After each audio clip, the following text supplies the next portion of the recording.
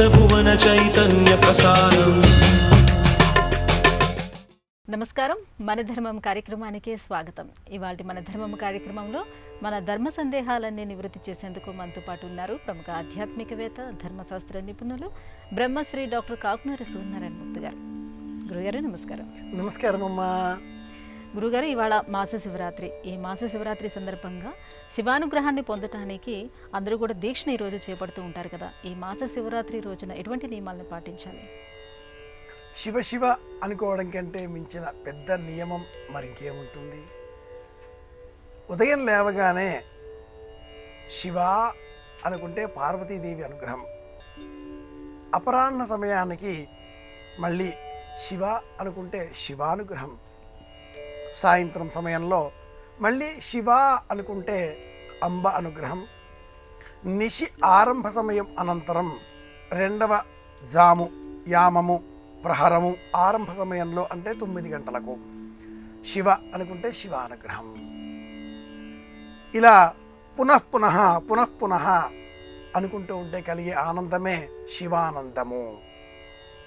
చూడాభ్యాం శశికళాభ్యాం ఇలాంటి రూపాలలో శివానంద లహరిని స్తోత్రం చేస్తూ ఉంటాం మనం. శంకరభగవత్పాదుల వారు శివానంద లహరిని మనకు అందిస్తూ చూడాభ్యాం అంటూ ఆరంభం చేస్తారు. శివశక్తియాయుక్తో సౌందర్య లహరి, అదే ప్రకారంగా చూడాలంకృత శశికళాభ్యాం శివానంద లహరి, హృది పునర్భవాభ్యాం మనస్సులో ఉండే రూపం శివరూపం, అర్ధనారీశ్వర రూపం. అన్ని పండుగలు వ్రతాలు ఉదయం వేళలో పాటించేవి కాగా శివారాధన మట్టుకు రాత్రి వేళకు సంబంధించినది అయి ఉన్నది. శివరాత్రి అన్న పేరిట ప్రసిద్ధం. మాస శివరాత్రి 5 విధాలుగా ఉండేటటువంటి శివరాత్రులలో 4వది. నిత్య శివరాత్రి, యోగ శివరాత్రి, పక్ష శివరాత్రి, మాస శివరాత్రి, మహాశివరాత్రి. అపురూపమైన ఈ సందర్భాన్ని పురస్కరించుకొని ఉదయం నుంచి రాత్రి వరకు శివానామస్మరణ చేయాలి. ఓం నమ శివాయ, ఓం నమ శివాయ. యుద్ధంలో విజయం పొందే నిమిత్తమై కృష్ణ పరమాత్ముడు అర్జునునకు పంచాక్షరి మహామంత్రాన్ని ఉపదేశం చేశాడు అని మహాభారతం చెబుతుంది. రావణ సంహారం చేసే సమయంలో రామచంద్రమూర్తి కూడా తాను ప్రయోగించేటటువంటి బాణ పరంపరను చూపిస్తూ ఈ బాణములు, ఈ శక్తి, ఈ అస్త్రములు శివుని వద్ద ఉన్నవి, నా వద్ద ఉన్నవి అంటూ శివనామస్మరణ చేస్తాడు. ఇలా మనం గమనించినప్పుడు మహాదేవుని అనుగ్రహం లేకుండా ఏ పురాణము, ఏ వృత్తాంతము లేదు కనుక ఉదయం నుంచి సాయంత్రం వరకు శివనామస్మరణ చేయడం, నుదుట భస్మాన్ని ధరించడం, గలసీమలో రుద్రాక్ష మాలికలను అలంకరింపజేసుకోవడం, తెల్లని వస్త్రాలు ధరించడం, పెదవులపైన సదా శివ శివ శివ అంటూ కాలాన్ని గడపడం, అందరిలో కూడా శివుడినే చూచే ప్రయత్నం చేయడం, శివాలయంలో పరిశుభ్రపరిచే చర్యలు చేపట్టడం, శివాలయంలో మారేడు మొక్కలు నాటి సంరక్షణ చర్యలు చేపట్టడం, నందీశ్వరుడిని పూజించడం, ఈశ్వరునకు అభిషేక సేవ నిర్వహించడం, ఘంటానాదాన్ని చేయడం, శంఖమును శివాలయంలో అర్పించడం. ఈ 9 నియమాలు పాటించిన ఎడల మాస శివరాత్రి మహాశివరాత్రితో సమానంగా మనకు శివానుగ్రహాన్ని కలిగిస్తుంది.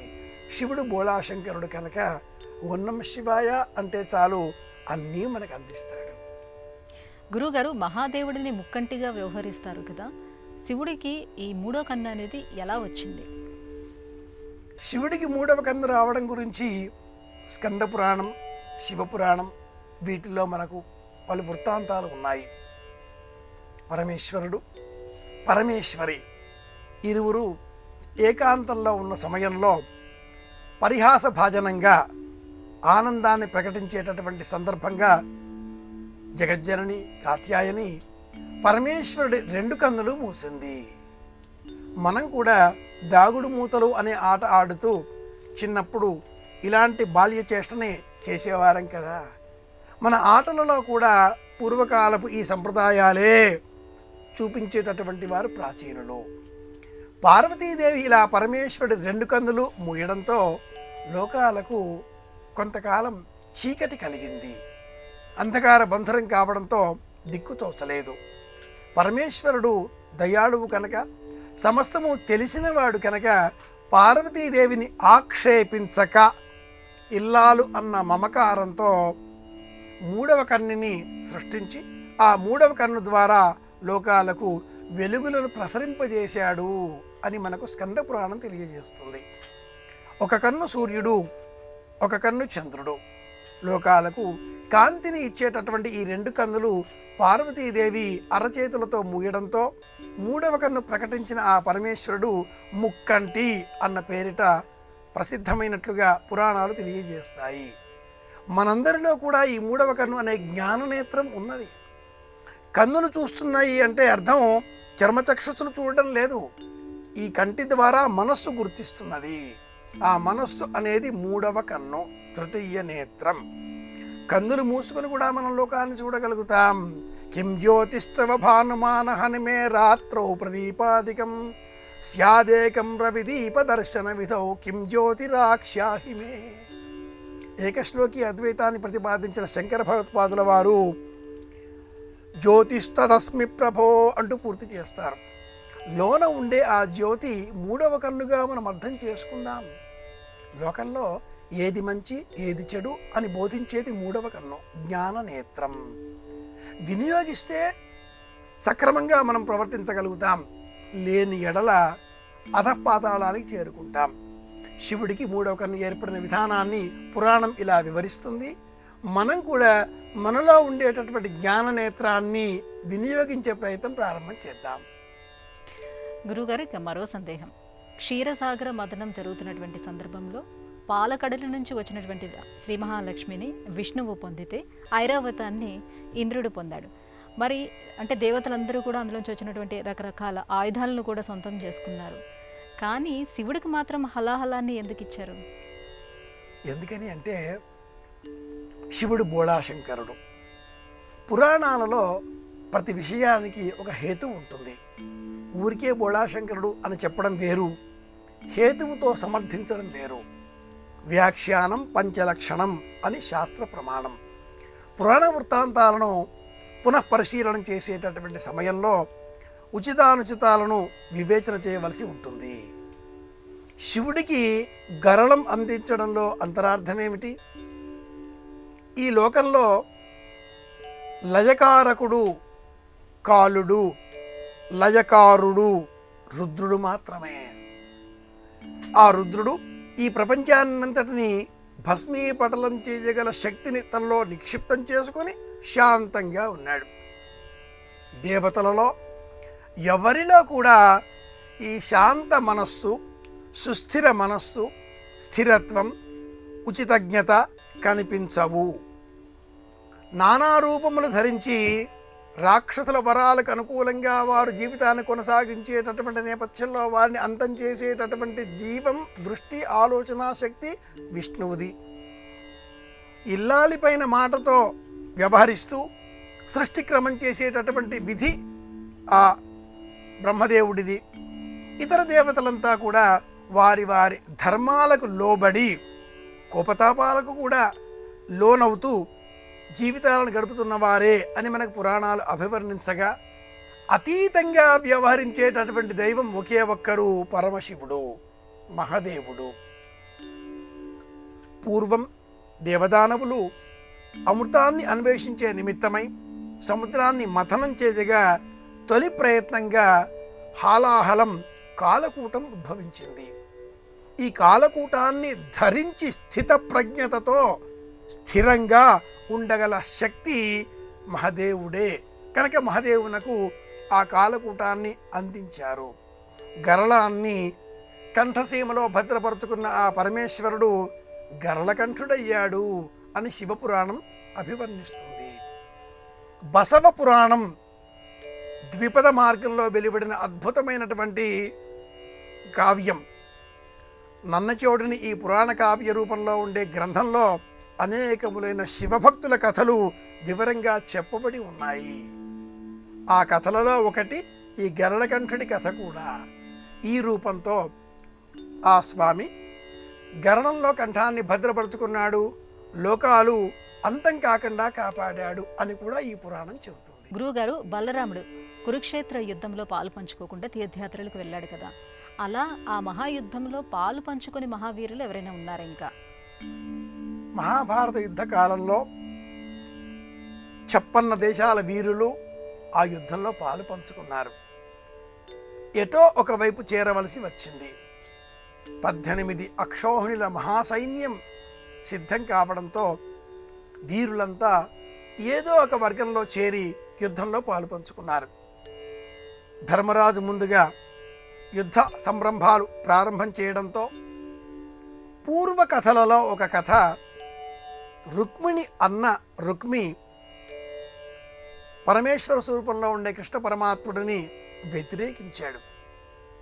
అయినా రుక్మిణిని కృష్ణుని వివాహం చేసుకోవడంతో ఆ రుక్మి తన దేశానికి వెళ్ళకుండా బయటే ఉండి సొంతంగా ఒక రాజ్యాన్ని నిర్మించుకొని ఆ రాజ్యంలో తనది అయిన ఒక సేన, అక్షౌహిణి సైన్యాన్ని సిద్ధం చేసుకొని ధర్మరాజుకు సహాయం చేద్దాం అనే ఉద్దేశంతో అర్జునుడి వద్దకు వచ్చాడు.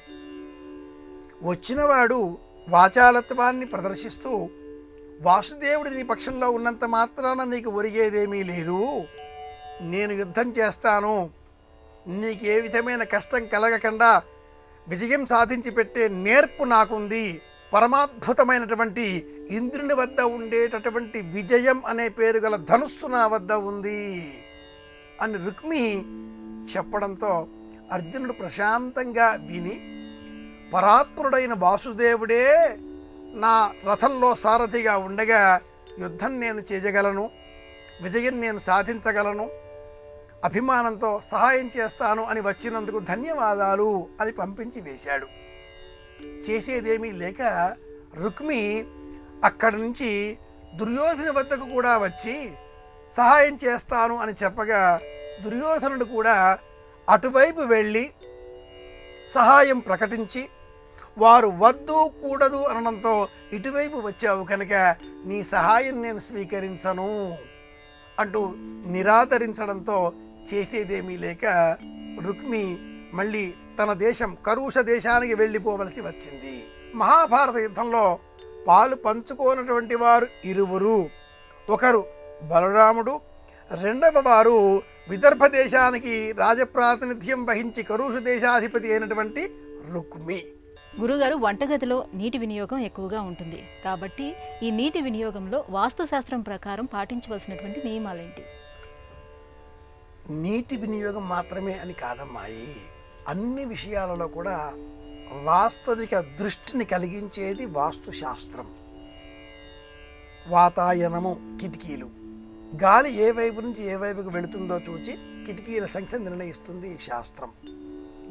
నీరు పల్లము, అలాగే ఏటవాలు, ఎటు నుంచి ఎటు ఆ నీరు ప్రవహిస్తుందో నిర్ణయించి ఇలా వినియోగించండి అని చెప్పేది వాస్తు.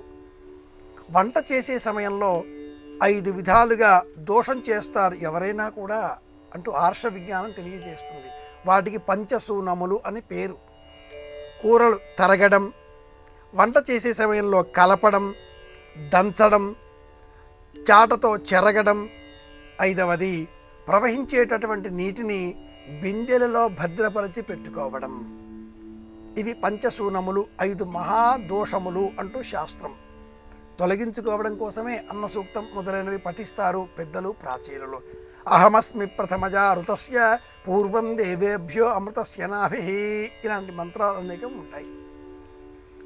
వాస్తుశాస్త్రాన్ని అనుసరించి వంట గదిలో నీరు ఎలా భద్రపరచుకోవాలి, ఎలా వినియోగించాలి, నీటిని వినియోగించడం కోసం సింక్ వాడుతూ ఉంటారు. చెయ్యి కడుక్కోవడం కోసం, బియ్యం కడగడం కోసం, కూరగాయలు కడగడం కోసం, అన్నింటినీ కడగడమే మనుషులను తప్పించి. ఈ వంటగదిలో సింక్ ఈశాన్య దిగ్భాగంలో నీరు కదా అని ఏర్పాటు చేస్తూ ఉంటారు.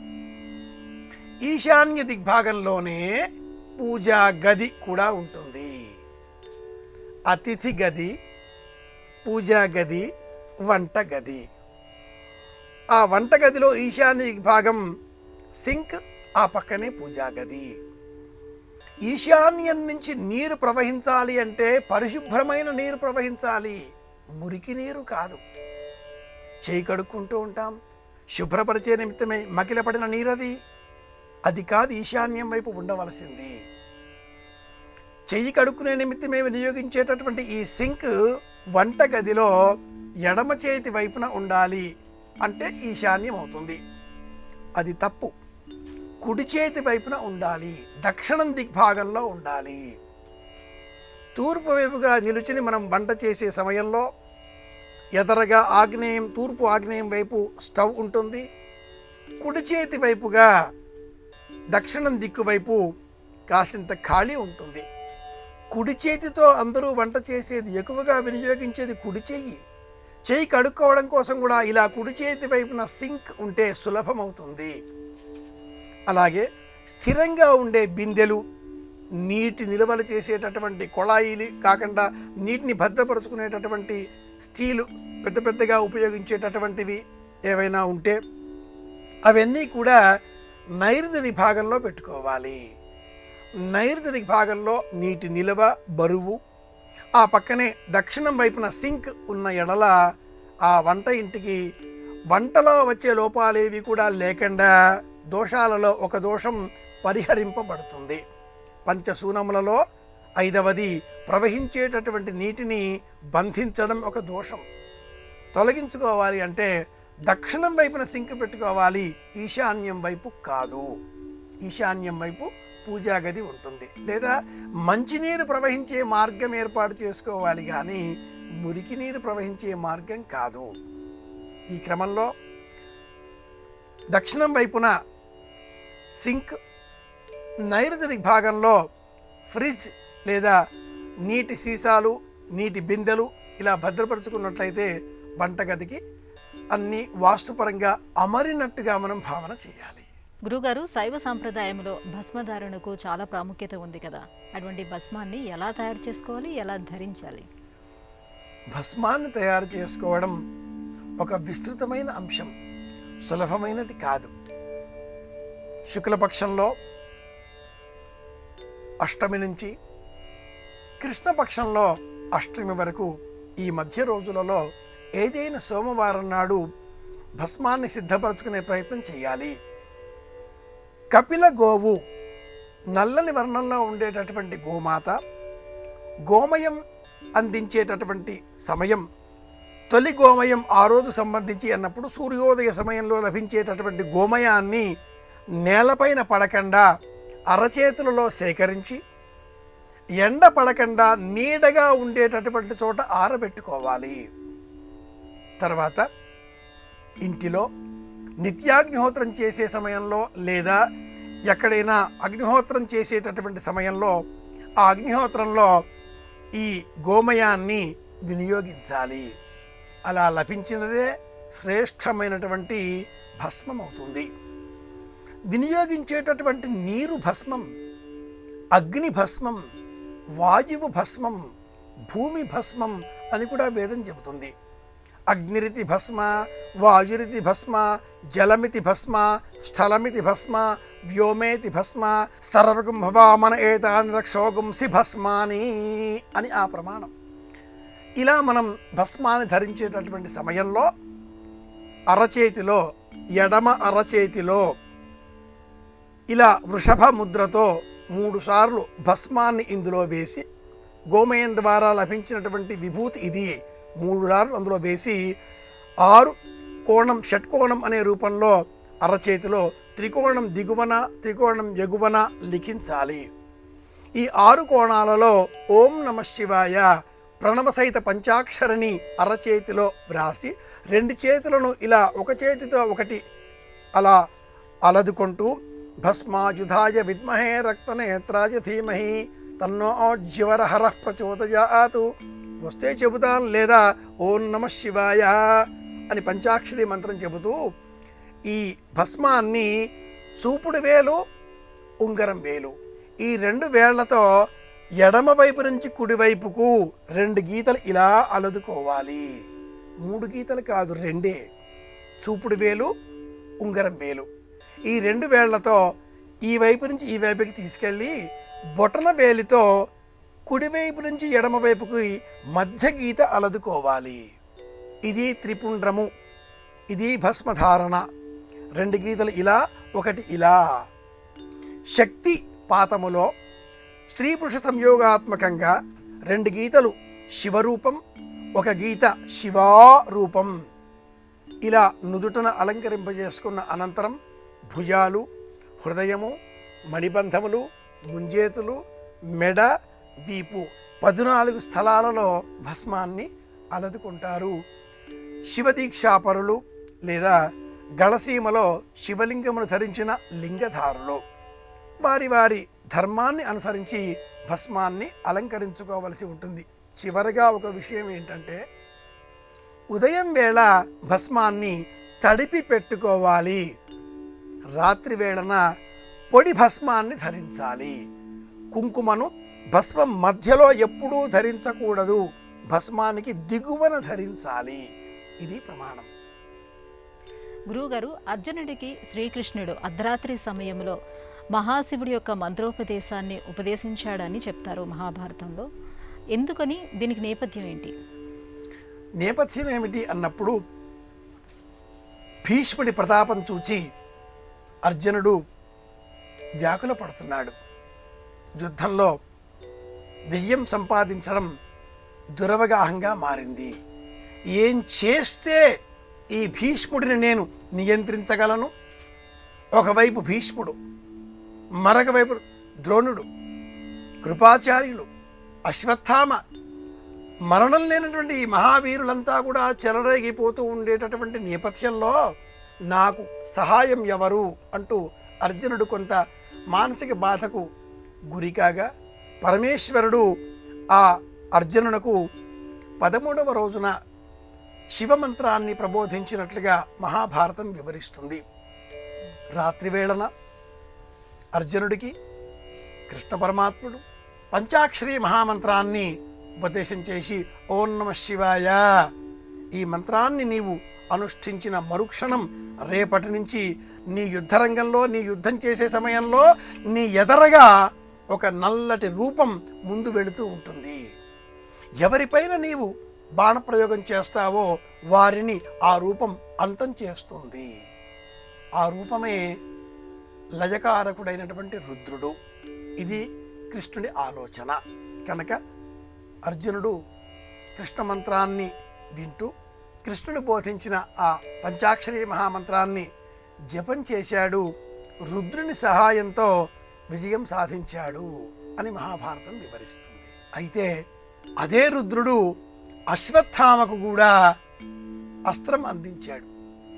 అపాండవం చేస్తాను అన్న ఆ మాటను నిజం చేయడం కోసం ఉప పాండవులను, దృష్టద్యుమ్నుడిని యుద్ధరంగంలో మరణించకుండా మిగిలిన పాండవ పక్షంలో ఉండేటటువంటి వీరులందరినీ కూడా అంతం చేసేటటువంటి శక్తి రుద్రుని కారణంగా అశ్వత్థామకు లభించింది.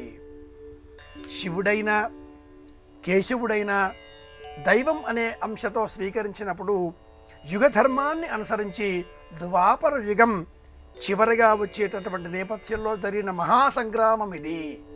ఈ సంగ్రామంలో ఎవరూ మిగలకూడదు అని కృష్ణ సంకల్పం. ఆ సంకల్పానికి అనుకూలంగా అనుగుణంగా రుద్రుడే ఇలా శక్తి ఉన్నంత మేరకు అర్జునుడి ద్వారా శత్రు సైన్యాన్ని, మిగిలిన ఆ రెండవ వైపుగా ఉండేటటువంటి సైన్యాన్ని అశ్వత్థామ ద్వారా అంతం చేసి లయకారకుడు అనేటటువంటి నామాన్ని సార్థకం చేసుకున్నాడు అని కూడా చెప్పుకోవాలి. గురుగారు, ఇవాళ మన ధర్మం కార్యక్రమంలో మాకు వచ్చినటువంటి ఈ ధర్మ సందేహాలన్నీ కూడా నివృత్తి చేసినందుకు ధన్యవాదాలు. కృష్ణార్పణం. ఇది ఇవాళ మన ధర్మం కార్యక్రమం. రేపు మన ధర్మం కార్యక్రమంలో మళ్ళీ కలుసుకుందాం. నమస్కారం. ఈ కార్యక్రమాన్ని తిరిగి చూడాలనుకుంటే www.youtube.com/@ETV Life Spiritual లో చూడవచ్చు.